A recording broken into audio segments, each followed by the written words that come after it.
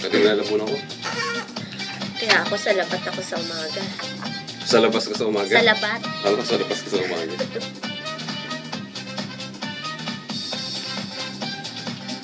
Ang sarap sayawin yan. Tayo ka. Dalawa tayo, ganyan tayo. Way dancer. Ay, masarap kaya maging ganun. Sexy kaya ng mga way dancer dati. Naman. Naman. Pag pop girls talaga. Mga kabataan niya. Uy, batiin ko nga mga kapwa ko, Wala ba kayong skandal nung dati? Patod ng EB Babes? Si ano ko? Sino? Inanon ako sa likod nun. Ganun lang. Oo, hindi. Tapos ba baka sakali? Ay, talakayin nga natin yan. Pero hindi ko babagay. Yung, lang, diba? Kasi alam mo naman. Nagbabalik po ang programang Pambansang Almusal Weekend dito pa rin sa Radyo Agila. Kamusta na po kayo, mga kaibigan? Okay lang ba kayo dyan ngayong araw ng linggo? Tatawagan ko sa landline, binigay yung landline. Yun naman pala eh. Tapos yung mga health hazard ng health hazard ng plastic. Okay, sige. Tapos yung basura, pwede mo siyang tanungin, ha? Okay. Thank you. Tatawagan ko sa landline. Kaya, nawala kami sa ere, lumapit si Ate Bel. Bumulong, sabi niya. Ang ating tatalakayin ngayon. Executive Director. Masipag talaga yung ating director, ano? Ang ating tatalakayin ngayon. Kinalaman. Naririnig naman dito sa tablet. Dito Ate sa Bel talaga. sa YouTube pa tayo linim, ha? High-tech, di ba? Hindi lang ng prompter, direkta. Ha? Human to human. Talaga dito sa tabi ko talaga. Makakausap natin mamaya si Ma'am Sonia Mendoza ng Eco Waste Coalition. Chairman po siya ng Task Force Plastic. Ayan, plastic. Kasama kaya rito yung mga plastic na tao? Yung, ano ba yung plastic na tao? Yung kaharap mo, Pagtalikod. pagkaharap mo, ang bait-bait. Pagtalikod, ang daming sasabihin. pangit ng babae niyan. Ganun. Grabe. Ay, nako. Daming plastic sa Pilipinas. Tama! Kaya, paano ba alisin ang plastic na yan? Ilagay sa drainage. Alamin Flush. natin. Partner. Ay, yung plastic na tao, paano alisin? Plastic. Oo. Tao, yun nga, i-plus din sa I-plus din. sa CR. Nasa Dapat linya na ba? naging totoo. Si Ma'am Sonia. Pero alam ba? mo, kapag naging totoo ka, Ate, partner, try ba? gagalit naman sila. Oo naman, oo. Diba? Alam mo yung Nasasakta, nagagalit. iba kasi yung Oo. plastic na sa medyo ano bang kaibahan nun sa plastic sa Ang plastic kasi minsan, kahit tama na yung ginagawa mo, pag talikod mo, bibirahin ka ng hindi tama. o kaya, Yung para kaya bang- ang ganda-ganda ng kausap mo, di ba? Oo. Usap kayo, talagang Oo, maayos. chika to the max pa, yung mga pinahampas-hampas ka pa. Pero pag sa likod, ay, ang hirap-hirap kausap nitong tao na to. Oo, maraming ganyang Ganon, partner. oo. Tapos kapag naman yung totoo yung kausap, nagagalit pa rin sila. 'Di ba? Kapag yung halimbawa naging totoo ka, diniretso mo, kung ano yung nasa damdamin mo, naku, nasasaktan, pag talikod mo nagagalit din. Tapos ngayon kapag di ka totoo, nagagalit din. Oo. Ano ba yan? Ba't kaya may mga taong plastic na, no? Oo. Ba't kaya tinawag silang plastic? Kasi malutong sila. Alamin natin Tupperware pa sila. yung literal naman na plastic. Ito, makakausap natin yung talagang nangangalaga para sa kapakanan Plastikan. ng ating kapaligiran. Nangalaga ng kaplastikan. Alamin natin yan kay Ma'am Sonia Mendoza. Ma'am Sonia, magandang umaga po. Happy morning po. Happy morning po, Ma'am Sonia. Magandang umaga, happy Sunday. Opo, happy Sunday. Na-istorbo namin kayo sa Sunday. Uy, namimiss ko programang Sunday. Happy Ma'am Sunday. Sonia, Po? na-istorbo namin kayo sa Sunday. Ay, hindi naman po. Hindi naman. US yung ano eh. Kasi pinag-uusapan namin dito yung mga plastic na tao pero hindi naman yun ang pag-uusapan natin, di ba? Oo. Pero ba't ba tinawag yung tao na plastic, Speaker mahina. ma'am? Ang akin po pag-intindi, pag plastic hindi po kasi natural. Oo. Pag hindi natural. Oo, Ah. matindi po yung plastic na tinatawag natin kasi hindi po yung nabubulok. Yun, oo. Oo nga pala. Ang tao na bubulok. Kamusta po ang kampanya natin dyan sa mga plastic na yan sa buong Pilipinas, particular na sa NCR, ma'am? Ayan naman po, medyo maganda po. Mahina. Dito po sa NCR, Metro Manila, 11 na pong mga cities at isang municipality ang nag-ban po or nagre-regulate ng paggamit. 11. Opo, ay 70. So, 6 na lang po yung hindi. Okay. Mabuti naman at may mga sumusunod pala. At least, ano kayang nakahikayat sa kanila dahil sa mga pagbaha? Yun po ang una kasi yung Muntinlupa po noon, siya ang pinakaunang syudad na nag-ban ng plastic bag dahil nga po nung Ondoy, 3 buwan silang nakalubog sa tubig. Correct. Oo. So, yun ang nagtulak sa kanila para iban na rin yung mga plastic sa lugar nila. Opo, saka yung pangalawa naman po, yung talagang basura po nilang hinahakot, talaga po napakadaming plastic bag. Kahit nga po ito magaan, so ang timbang niya ay kokonti, pero napakadami po silang nakukolekta. Ang feedback po namin, nag-ban sila ay talagang na-reduce po yung volume ng basura nilang kinukolekta. Pero kayo, kumbinsido ba kayo na ang dahilan ng mga pagbaha sa Pilipinas, hindi lang Metro Manila, ay dahil sa mga plastic, ma'am? Dito po lalo sa mga syudad, so, yung mga mas maraming tao, talaga pong nagbabarayan sa mga estero, sa drainage. Kasi nga po, hindi siya nabubulok. Isang taon po ang sabi ng mga scientists. Ibig sabihin po, hindi talaga siya mabubulok. 1,000 taon eh. Wala na tayo sa mundo, andyan pa yung plastic. Opo, wala nang makakakita nung kung nabulok nga ba siya. Correct. Tama nga naman. At maging ang Eco-Waste Coalition, hindi na makikita yon. Pero Ma'am Sonia, bagamat po di ba nagpaban po kayo, wala bang, may penalty po ba na mga hindi po tumutupad sa ban na ito? Kasi po ang pagbaban nila ay voluntary po sa mga municipalities and cities. Okay. Pero around the Philippines, ang dami rin po, mahigit ng 100 yata eh. Kasi wala pa po tayong national law. Yun po ang aming kinakampanya na mag-pass na po ng national law on plastic bag regulation para po Papilitan. po, yung lahat Na talaga, masugpo na to. yun nga po ang kinakampanya namin actually ang Congress nag-pass na. Ngayon po hindi po napasa dahil hindi na umabot dun sa last Congress. So panibagong kampanya na naman po ito. So baka naman po ngayong Kongreso ito mapasa na yan. Maipasa na. Ma'am, bago tayo dumako dun sa pangkalusugan tungkol sa plastic, kasi may yung kumpanya ng gumagawa ng plastic, ang sinasabi naman nila, hindi naman kailangang totally tanggalin yung plastic. Kung tamang pagdi-dispose lang ng plastic ang kanilang ang dapat gawin ng mga tao, ng mga Pilipino. Particular na kasi karaniwan ngayon sa yung basura sa mga bahay-bahay, plastic talagang nilalagay kasi kung ilalagay mo sa papel, mabubutas yung papel, kakalat lang yung basura. Yun yung katuwiran nila na bakit di daw sila bigyan ng pagkakataon na gawa na lang ng paraan. At least yung industriya nila ng plastic, hindi mabubuwag, at saka yung mga nagtatrabaho na gumagawa ng plastic, mga Pilipino rin, ay hindi mawawala ng trabaho. Anong masasabi niyo doon, ma'am? Una po, kung ipatutupad talaga yung batas natin yung Republic Act 9003, hindi po mangangailangan ng plastic para itapon ng basura Okay. Po, barangay level po yan. Lalo na po yung nabubulok, hindi naman kailangan ilagay sa plastic bag yan. Yan po ay pag kinulekta ng barangay talaga, ibubuhos lang po yun sa kanilang lalagyan para igawing compost o ipakain sa hayop. Kasi mali po yung idea na kasi yung pinakikita dati po sa TV ng MMDA, ilabas mo ang basura mo nakabalot sa plastic.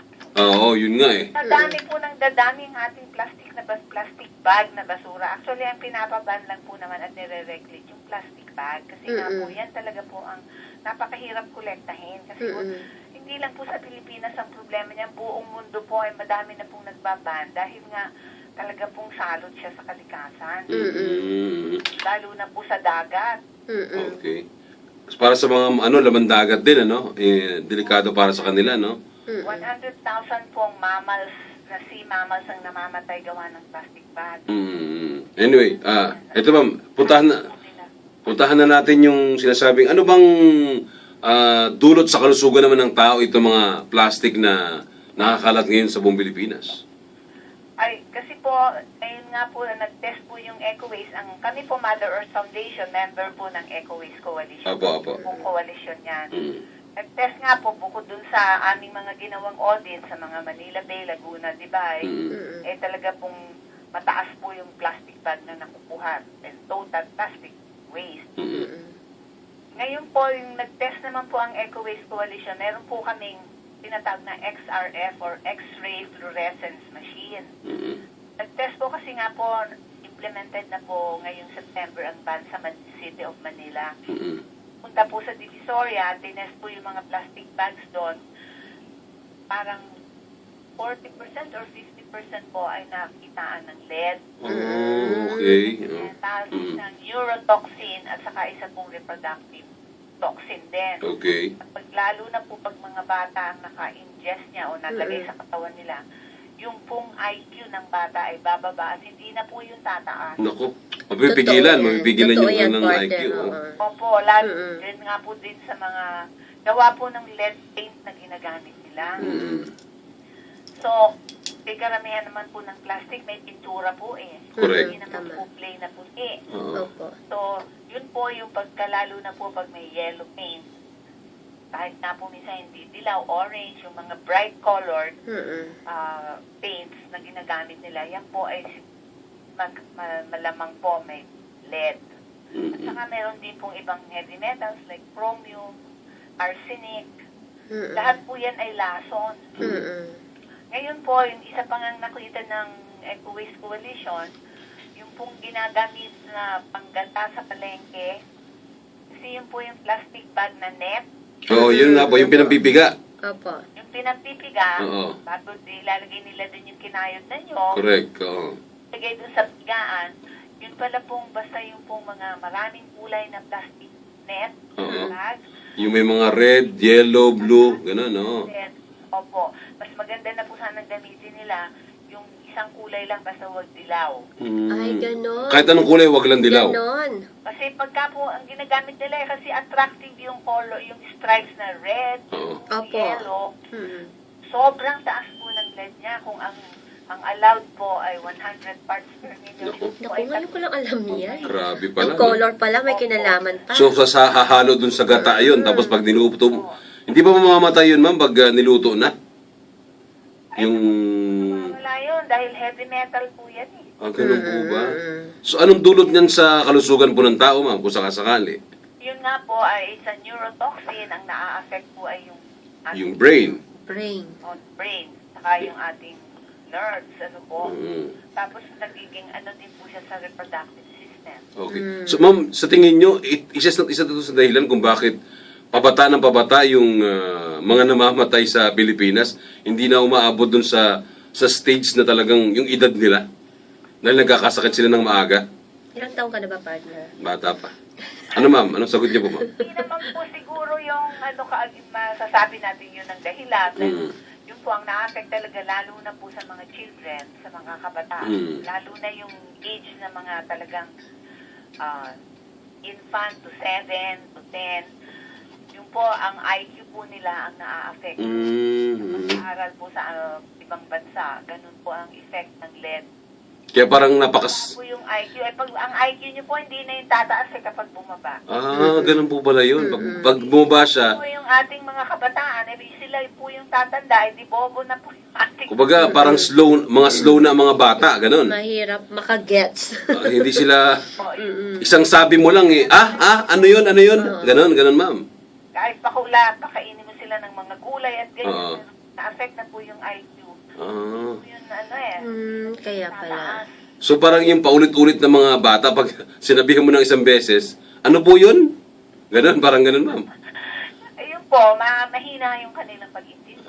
Yun. Mahina yung pag-aaral nila, hindi na kasing bright. Dapat, hindi na po nung maliit tayo, lalo na po ako. Ay nako, hyper tayo ng mga maliliit pa tayo. Wala namang plastic noon. Sa bagay, oo. At wala rin plastic na tao noon. Wala po. Walang plastic na tao na nagsasabi na, hindi, ginagawa namin ang trabaho namin, pero hindi nila ginagawa ang trabaho nila. Opo. Oo. Hindi naman po sinasabi nilang mawawalan ng trabaho. Oo. Ang amin pong sagot yan, ating ipalaganap yung paggamit po ng mga reusable bags na gawa po ng indigenous materials, gawa ng pandan, buri. Pwede naman, di ba? Magpalit na lang ng, Oo. Opo, magpalit ng negosyo. ng negosyo. Mm-mm. O yung mga yan, pag ginagawa po sa probinsya, hindi na po sila kailangan pumunta dito sa Maynila at maging illegal settler. Sa mga ilalim ng tulay po sila nakatira. Po healthy yun. Oo. At saka doon po sa probinsya, kung gagawin nila yung pag-weave, talaga po malaking tulong po yan. Mm-mm. Tama. Sila kailangang umalis ng bahay kasi nagpunta po kami dyan sa Laguna. Mm-mm. Yung pong nanay nag-weave kasi 20 minutes lang po may isa ng bayong. Yung anak po niya dumidede dun sa katabi niya. Kinain niya, nakasalang. Tumikita rin po siya. So, habang nagbabantay sa anak. Opo, hindi. Baga para-paraan lang na pwedeng gawin, ano? Yeah, kasi po yung Bangladesh, 2002 pa, national ban po ang ginawa nila sa plastic bag. Talagang lubog sila palagi sa baha. Parang hundreds of millions of dollars ang ginagastos nila sa flood control. Nag-aral nga sila, nakita nilang plastic bags ang dahilan. Binan po nila nationally yan. So nawalan din po ng trabaho lahat yung nagtatrabaho sa plastic bag. Pero binuhay po nila yung kanilang jute bags, yung parang abaka po. Hindi po nila ma-fill out ngayon ang orders ng buong mundo sa kanila ng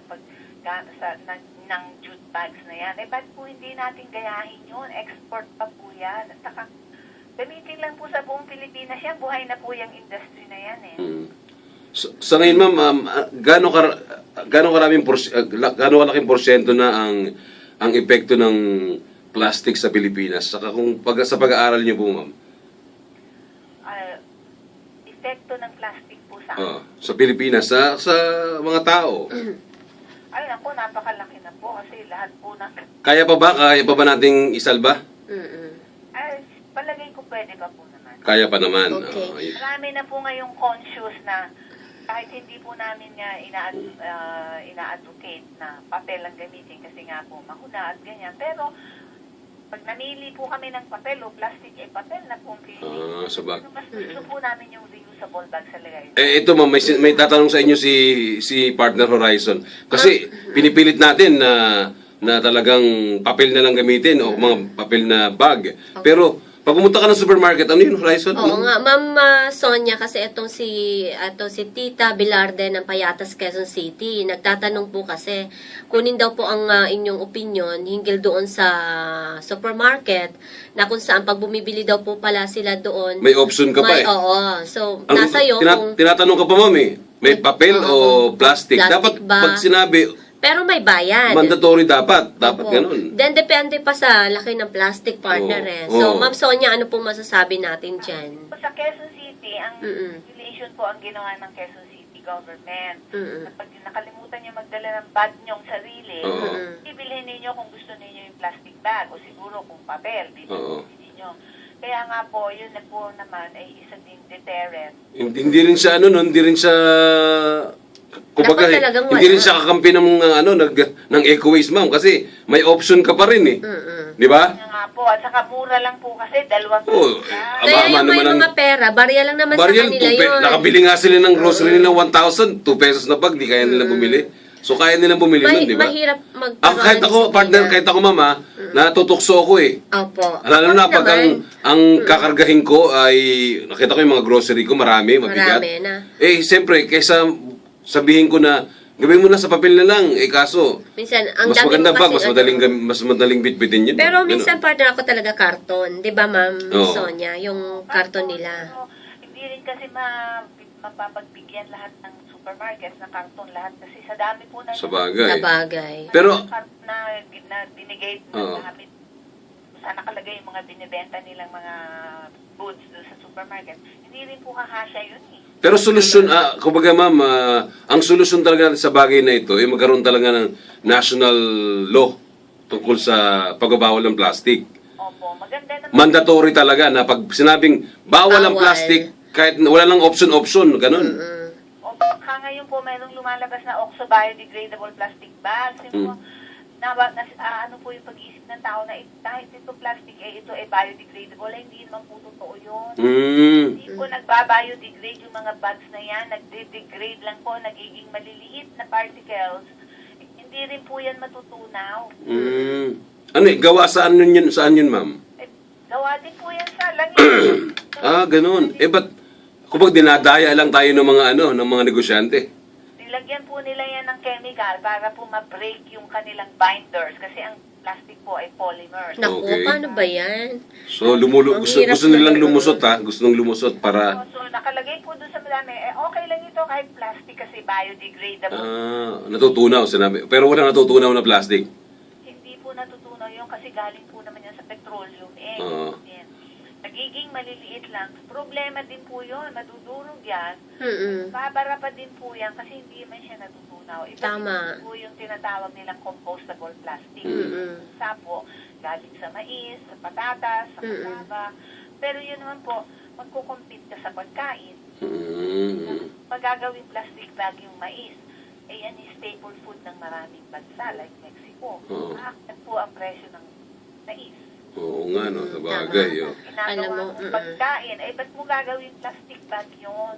Kumbaga, yung kaukulan niya, dapat para doon. Hindi yung i-divert mo yung paggagawa nito. Ma'am, sa panig ng Eco Waste Coalition, hindi ba kayo nagsasawa sa maraming matitigas na Pilipino at sa mga negosyante sa Pilipinas?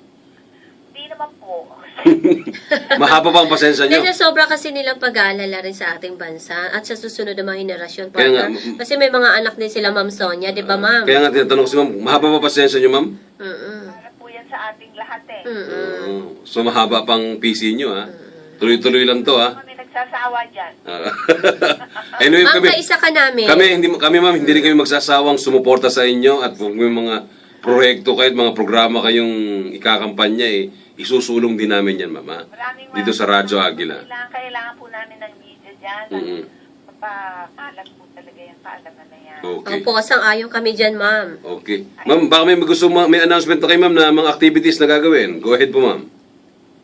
Ay kasi marami po ang Eco Waste. Ang Mother Earth Foundation po kasi is na isang active member ng Eco Waste Coalition. Ay nagtuturo ng wastong pamamahala ng basura. Meron na po kaming model city na talaga pong siya pa lang ang the first and only city so far. Yan doon sa ating batas ng solid waste. Yan pong San Fernando City sa Pampanga. Aba, meron. Hindi ko pa napuntahan yan. Ba't ba naging ganun yan? Ganun tinawag yan, ma'am? Ano po? Bakit tinawag na ganun? Ay kasi po, dapat po doon sa lahat po ng barangay, dapat po barangay ang nangungulekta ng basura. Correct. Tama. Hindi po yung syudad na truck. Posible pong mangyari yan. Kapag food truck ng syudad ang nangulekta, nakikita nyo yung bunto ng basura sa mga kalye bago dumaan ng truck. Tama. So may virtual dump sites po tayo sa ating major roads. Hindi naman po yung truck makakapasok sa bahay-bahay para Kasi nga, may pera sa basura, ma'am, eh. Opo, pero ang barangay po, kayang kolektahin ng bawat bahay. Oo Tama. nga, eh. Para Kasi isa na lang ang kahit na pupuntahan ng iskinita, ano. ma'am, no? Kayang puntahan, ano? Para isa na lang ang pupuntahan itong national na nangungulekta ng basura. Saan lang po nila sa materials recovery facility ng barangay ay yung pong residual waste is only about 10% na po ang pinakamataas niyan. So, hindi po natin kailangan yung mga malalaking tambakan, hindi po natin kailangan yung sanitary landfill bawat probinsya. Kasi po, sa barangay lang po, dapat po, bago naman kolektahin ng barangay, yan po ay segregated waste. Tsaka, parang wala namang masasayang sa basura, ma'am, kung sakasakali, di ba? Lalo mo hindi po Mapapakinabangan pa nga, di ba? Opo, resources na po yan kapag barangay. Kumbaga, barangay, kikita pa dyan sa basura na yan. Pero may pahabol pa akong tanong kay Ma'am Sonia. Ma'am, meron po kasi ngayon mga bagong teknolohiya para doon sa mga pagtutunaw daw na itong mga plastic. Ano po masasabi natin? Ginagawang diesel, oo. Opo. Opo, kasi nga po yan, hindi pa naman natin approve kung yan safe ba yan. Kasi pagka po kayo ay gumamit ng init at nagtunaw ng mga yan, hindi po natin alam ano ba ang lumalabas yan. Toxic na nga po yun, hindi pa iniinit Correct. Pag naging diesel pa, di ba? At hindi lang yun, napakamahal nito . Opo. Mm-mm. Hindi po yan, hindi nga po nag-work yung kolektahin yung plastic bag, hindi lang po dito sa atin nangyayari yan. Buong mundo po talaga hindi nakokolekta po yan dahil marumi, basa, tapos tinatapon. Tama. Ito yung throw away mentality na dapat. Ma'am, yung, So, dapat, yung ano, sa tingin niyo yung segregation campaign Tingnan. natin sa Pilipinas, sa Metro Manila, hindi pa rin talaga epektibo yung ihiwalay, mga ganun? Kahit po tingnan, ako po'y umakyat sa truck na sinasabing nabubulok lang ang kinukolekta ng araw. Halo-halo na po yan. Kasi parang natatamad yung mga mga residente rin, di ba? Kung ihiwalay mo yung ganito, ihiwalay. Pero ako natuto na ako, ma'am, yung mga bote, plastic, tinatabi ko talaga Ako din. Tsaka yung mga natutunaw, yun lang talagang pinaplastic ko. Ganun, kaya naman pala kung talagang gusto lang ng mga Pilipino, kayang-kaya nila eh. Kaya po yan. Ngayon, yun nga po kung barangay level, magkakaroon po ng sweldo yung mga nangungulekta ng barangay. At saka po ang barangay, kung mas kukunti ang bahay niya kaysa i-compare mo sa isang municipality. Tama, oo. Kung bawat barangay mangungulekta, alam basura. Tama. Wala pong lalabas sa barangay. Tatulong-tulong talaga. Kikita pa yung junk shop. Baka po gusto ninyong interviewin yung San Fernando City po doon. Sige ma'am, papasala. Tatawagan namin kayo ma'am, makipag-coordinate kami sa iyo at ipipicture natin sa television, mas maganda para makita ng ating mga kababayan. Kasi po yung 35 barangays nila doon, lahat 300,000 po ang population ng San Fernando City. Ganun ba? So wala, ang tawag niyo sa kanila, anong tawag niyo sa kanila ma'am? Sila po yung the only and so far only city na compliant batas ng basura. Oo. Kaya tinawag niyo silang Green City. Opo, lahat po nun magiging zero waste po sila. Alright. Galing. So, kung kaya nilang gawin, kaya na rin pala ng buong Pilipinas yan. Mother Earth Foundation po, ginawa na silang modelo. Nandun pa po kami ngayon. Partner ho namin yung syudad na Sa buong Pilipinas yan ma'am ha? sa buong Pilipinas ho, at saka yan po inamin po ng National Solid Waste Management. Okay. Sige ma'am.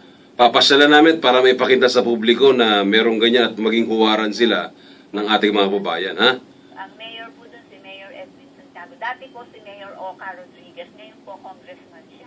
Okay. Sige ma'am, papasala namin yan. Ma'am Sonia, marami pong salamat ha sa inyong pagkakataon at good luck po sa Ecoways Coalition. Huwag po tayong magsasawa, ha?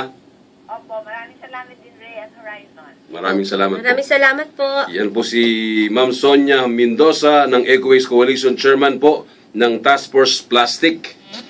Magbabalik kami makalipas lamang ng ilang paalala.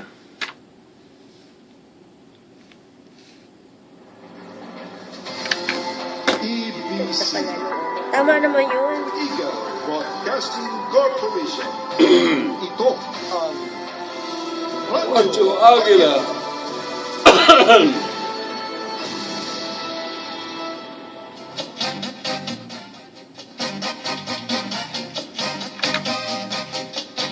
Ay, congratulations sa San Fernando City sa Pampanga yan, ano, partner? Oo nga. Congratulations. Na sila yung compliant.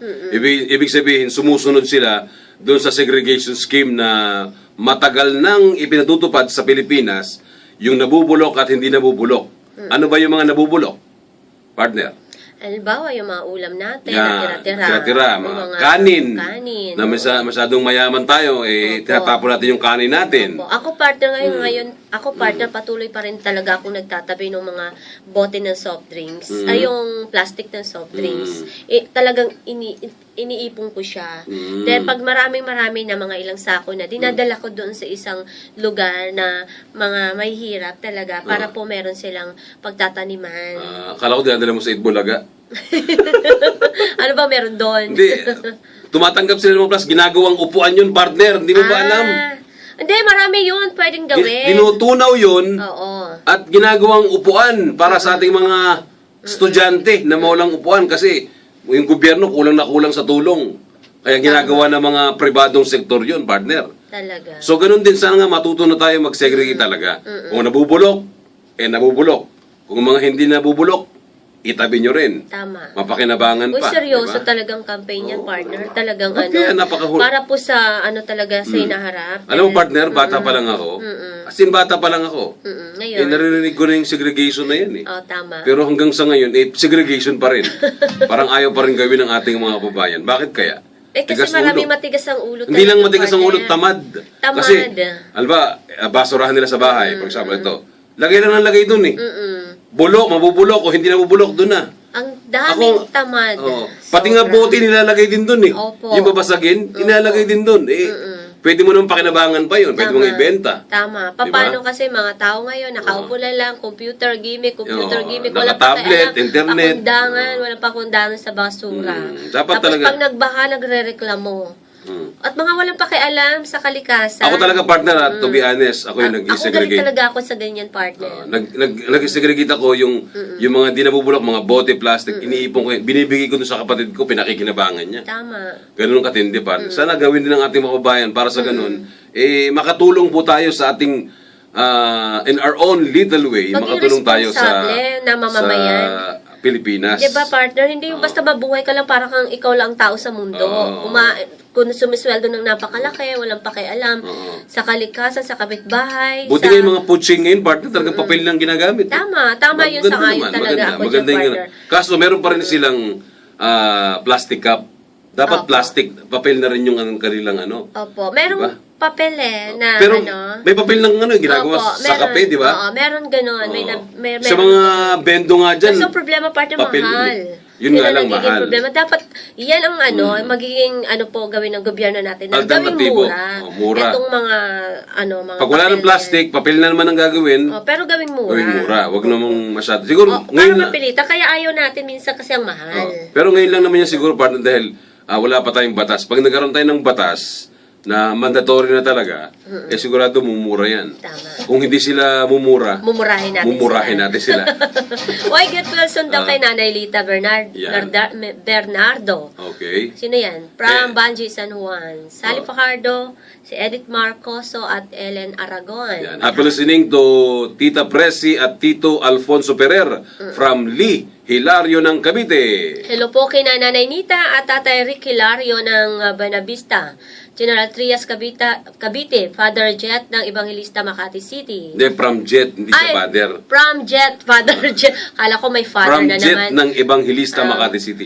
Okay. Ayan. Good AM to Nanay Ini at Tatay Idring Soriano ng Mayapyap Sur, Nueva Ecija from Sir Aster at Ma'am Rena Soriano. Ayan. At sa kanilang mga apo na sina Nico, Neil at Noel David. Wow. Sa mga nakikinig at nakatutok sa atin, maraming salamat po sa inyong pagsubaybay sa aming Opo. programang Pambansang Almusal May Weekend. May tuwing babatiin linggo. pa kami ha, Sige, batiin mo, partner. Si Eileen Batan, happy morning po mga taga SPCM natin, yung St. Paul College Makati. Maraming nakikinig sila. po. Okay. Kay Hazel Abolida, mga taga grade 8 and grade 9 na mga parents, talaga makikinig yan. Si June Aguinaldo, happy morning din po sa inyo, nakikinig din po. Yeah, Ito, may nag-text. ay, sa Attorney Bucar, yan, happy morning. Nakikinig nagising na rin. Tinatawagan mo kanina. Opo. At happy Attorney morning Bucar. din po. Sana one time mag-guest namin si Secretary Jimenez o kaya ikaw O kaya- para ma-promote natin ang Pilipinas. Or si Lapid. Dapat. Dito sa It's More Fun in the Philippines, ha? Si Lapid ngayon na yan. Ganun ba? Opo. Si mga taga-Salvos dyan sa New Jersey po, happy morning sa'yo.